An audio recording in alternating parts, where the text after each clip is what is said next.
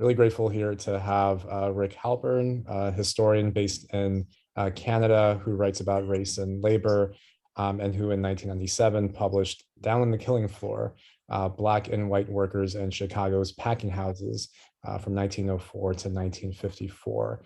Rick will speak for a few minutes about the history of interracial union organizing in the meatpacking industry throughout the 20th century. So without further ado, welcome, Rick. Okay, thank you, Ronnie. I'm always pleased to do something for DSA, especially the New York City comrades.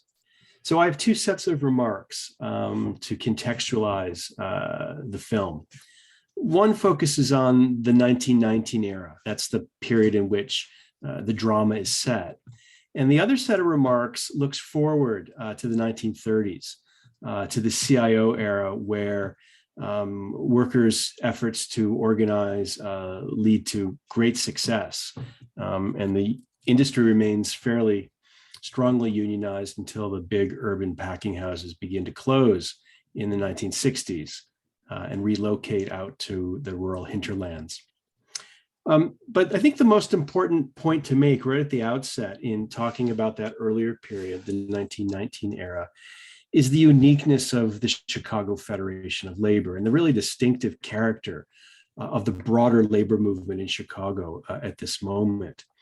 Probably more than any other city-based labor movement, it was workers in Chicago that struggled to move beyond organizing skilled workers into craft unions, moved beyond the dominant mode of the American Federation of Labor, and mounted a number of mass organizing campaigns. Probably the one in steel is the best known, the great 1919 steel strike, although it was a nationwide event, really galvanized the South Side of Chicago. And the Stockyards campaign really runs from 2 years before that, 1917, to 1921-22. But there are other organizing efforts as well. It's really quite a remarkable story. Efforts to organize largely female teachers in the city, effort to combat gangsterism in many of the unions. And there was a whole movement culture that surrounded this, a fantastic weekly newspaper called The New Majority, which you can read at the library. It's remarkable. There was art, music, social gatherings. And in 1919, the Chicago Federation of Labor launches a labor party and competes in the mayoral campaign of that year, running their president, John Fitzpatrick. One of the big challenges in mass organizing drives in industries like steel and meatpacking was the challenge of bringing unskilled new immigrants into the union fold. These were Poles, Russians, Slavs, and at the same time, beginning in 1914, another really interesting segment of the working class begins to take its place in Chicago in the steel mills and packing houses. That's African Americans, thousands moving north out of the South during the period of the so-called Great Migration. And Chicago, particularly the South Side of Chicago, was a really important locale for the growth of that urban northern Black community. So the Chicago Federation of Labor also played with new forms of organization. And the one that you'll see in the film is the Stockyards Labor Council. This was an effort to both organize the mass of unskilled workers into what were called federal unions, but also keep the craft unions in the union fold. So the Stockyards Labor Council included not just skilled butchers, but carpenters, steam fitters, coopers, the kinds of crafts that were hanging on in an industrial complex like the Chicago Stockyards. And they also came up with new structures to bring in unskilled African Americans, also another form of federal unionism. Now, all of this was bucking the conservative national leadership, the American Federation of Labor, the AFL most clearly associated with its president, Samuel Gompers. The left was very involved here. What do I mean by the left? This was a period before the birth of the CPUSA, just before. And this was largely workers attached to the syndicalist left.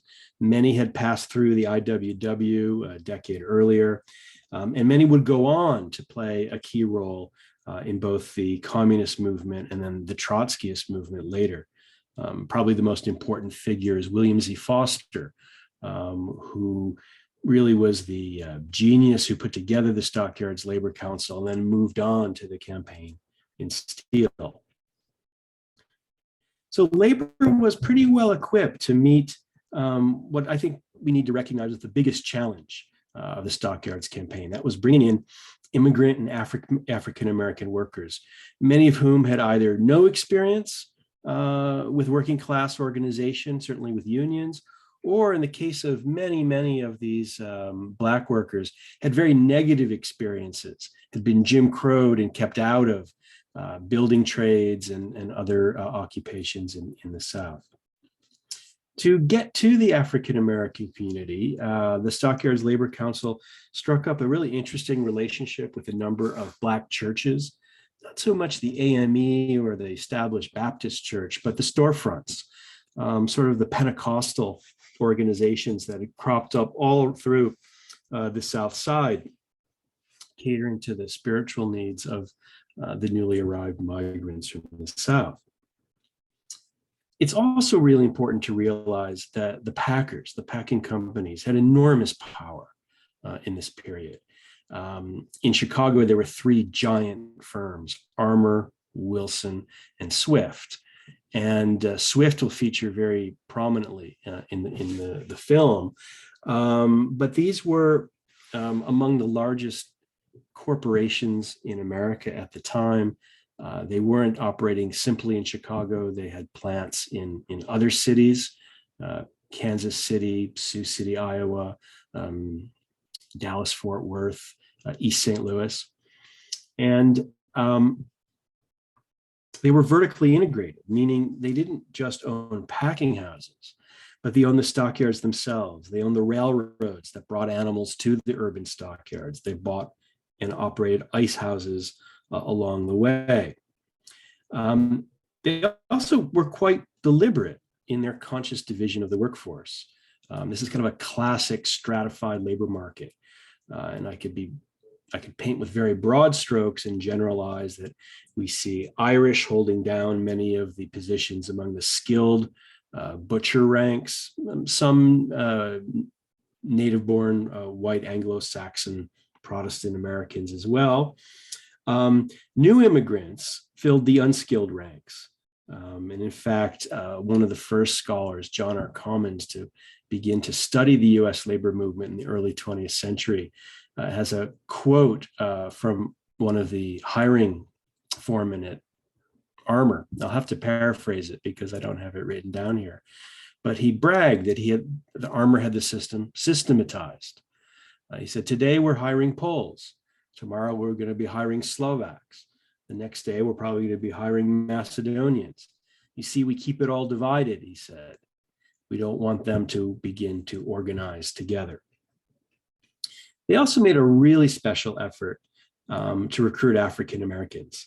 Now, many of these new arrivals from the Deep South were pulled north by the lure of industrial jobs, the idea of a steady paycheck. But at the same time, the packers went out of their way to actively recruit, particularly in Mississippi. If you follow the Illinois Central from Chicago down into the Delta, it takes you right down into Mississippi. And the packing companies really thought that by bringing in African Americans, and crucially, by placing them in positions on the killing floor, they were buying themselves strike insurance. The killing floor is a really important structural feature of the packing house. And you need to picture a building that is 3 or 5 stories high, with a long ramp driving animals up to the top. And it was the top where the animals were killed. And then because gravity is free, the packers took advantage of those natural laws of physics, and the product moved its way down through the plant. But it also meant that any stoppage on the killing floor presented management with a big problem, because animals continued to come up the chute. Even if they were stopped, animals in the stockyards needed to be fed and watered and mucked out at considerable cost. And after about 1910 or so, there were federal meat inspectors on the killing floors, waiting to inspect the meat, and they condemn any product that was hanging on the rail, waiting to be butchered. It would be hanging up there for more than 20 minutes. So a stoppage on the killing floor not only brings the whole plant to a halt, it also costs the packers thousands and thousands of dollars, because the moment those government inspectors step in, the product is no longer usable. So this strike insurance, in a really interesting way, boomerangs on them in the 1930s, because in the 1930s, it's African Americans, no longer newcomers, who take the lead in the CIO organizing campaigns that emerge in the middle part of the 30s. And it's the unskilled, by now often second generation ethnic workers who follow their lead. So that brings me to the second set of comments that I wanted to make for you, but I wanted to focus on the Cio Era. So the film ends with extraordinary defeat. Following the 1919 race riot into the 1921-22 strike, you're going to see the thing splinter along racial lines. The experience of defeat means that the 1920s largely were a decade where the packers had a free hand. Activists were fired and blacklisted. Company unions in all of these concerns were used to cultivate employee loyalty. But with the Depression, things begin to change, things begin to shift. As I think your audience knows, there's widespread worker militancy across the country, especially in the mass production industries. Probably automobile, the Flint sit-down strikes are the best known. Maybe mining is particularly well known. But I think a point that needs to be stressed is there's really not a mass production industry which doesn't have CIO fever by 1935, 1936. So rubber, electrical, and of course, meatpacking. And all of this is stimulated in part by Roosevelt's New Deal, the opening that the Democrats, who now control the federal government, make to labor. But it also is a moment when the old style of craft unionism, still represented by the AFL, really is eclipsed. And there's really the rise of a very militant industrial union movement. First, the Conference of Industrial Organizations, the Committee for Industrial Organization within the AFL. And then in 1935, they break away under the leadership of the mine workers, under the leadership of John L. Lewis, and form the Congress of Industrial Organizations. Packing house workers in Chicago in the 30s don't wait for the CIO to come and organize them. They're out long before Lewis and his lieutenants turn their attention away from the bellwether industries of auto and steel and take up meatpacking. And one thing that's quite remarkable is the leading position that African-American activists play as early as 1933, 34. And this is because of their structural position in the labor process. Not just what I mentioned earlier about the Great Migration and the Packers' use of Black workers on the killing floors, but all through the 1920s, migration from the South continues. And the Packers continue to place Black workers on the killing floors. But by the time you get to the early 30s, several of these individuals have worked their way up to some of the most skilled positions. Hog splitter on the pork side of the operation, and on the beef side, something called a floorsman. But highly, highly skilled jobs. You'll see some of them depicted in the film. They form something called the Packing House Workers Organizing Committee. And as that organization is being built, at first surreptitiously, these workers on the killing floors use their power repeatedly to defend others in the plant. to build union organization and to force management to recognize their de facto power, not just on the killing floors, but in other departments. So the historical record is filled with really remarkable job actions, where a number of, say, Polish women, white women in one of the clean, light departments like sliced bacon or oleomargarine, are disciplined unfairly or even discharged. The black-led killing floors would stop work and say, we're not working again until you put those white women back. And it's this solidarity, this working daily solidarity, more than any other thing, that begins to bind African Americans and white ethnic workers together. So the Packing House Workers Organizing Committee does affiliate with the CIO. And here it's important to point out that unlike the earlier period, the period in which the film is set, where Chicago really, although the packing houses were part of national corporate organizations, Chicago really stood alone. By the 1930s, this is truly a national organizing campaign. And one of the real advantages of the CIO as a national organization was the ability to coordinate organizing drives in multiple cities at the same time. Workers have developed an understanding of corporate America by the 1930s.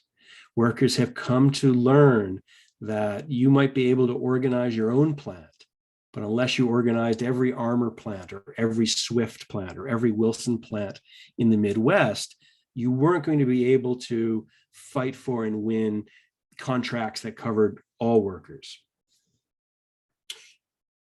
The Packing House Workers Organizing Committee becomes the United Packing House Workers of America, UPWA. And by the way, from the very beginning, the logo of the UPWA is a black and white hand clasping each other. And it is built on this tradition of direct action. Even with the first contracts, grievances are settled on the shop floor. Workers or unionists want to avoid arbitration. They don't want to use first the National Labor Relations Board and later the War Labor Board.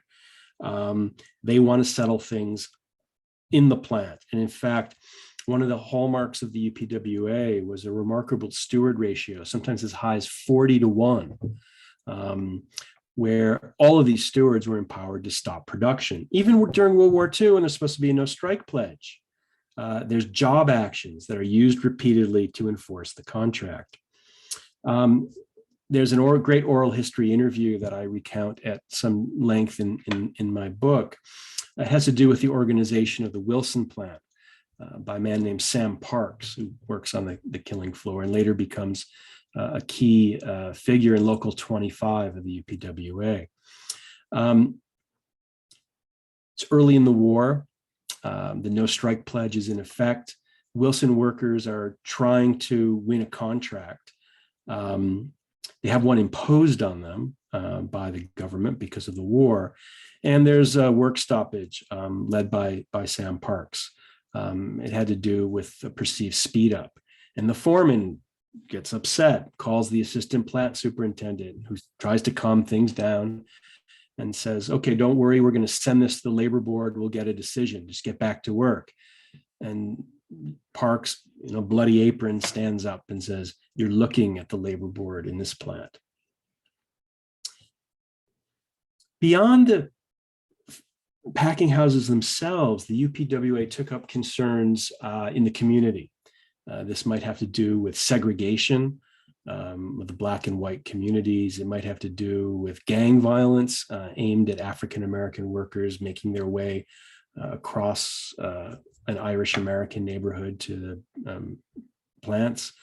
Police brutality, they got involved in voting rights, campaigns against landlordism. And most importantly, in the 1950s, they develop a quite explicit anti-discrimination program built right into the fabric of their style of progressive unionism. And I'll end simply by giving you one example of the fruits of this anti-discrimination program and the power that workers now have in a national organization. There were a few packing houses in the South, including Birmingham, Alabama. And in 1954, armor workers, and most armor plants were in the Midwest and North, armor workers get the company to agree to a national contract that mandates the desegregation of dressing rooms and cafeterias. Well, in Birmingham, Alabama, the plant manager realizes this is going to be in violation of local statute. Remember, this is even before the Montgomery bus boycott and the Birmingham campaign. And the union says, sorry, you're going to have to break the law. And they say, well, we can't possibly do that. We're likely to be arrested. And the unionists in Birmingham contact the head office in Chicago, and within 24 hours, Armour is faced with an ultimatum. Either they enforce the contract in Birmingham, Alabama, or every single armor plant in the United States is going out. So that's the kind of power and progressivism and racial progressivism that characterized the Cio era. Your film is going to end with the defeats of the early 1920s. You're going to be left with a sense that racial unity is a very elusive thing. And this does boomerang in the 1930s, and for at least a generation, delivers to packing house workers not only an income that allows them to live respectable lives, but also delivers a set of progressive politics that was really distinctive within the American labor movement.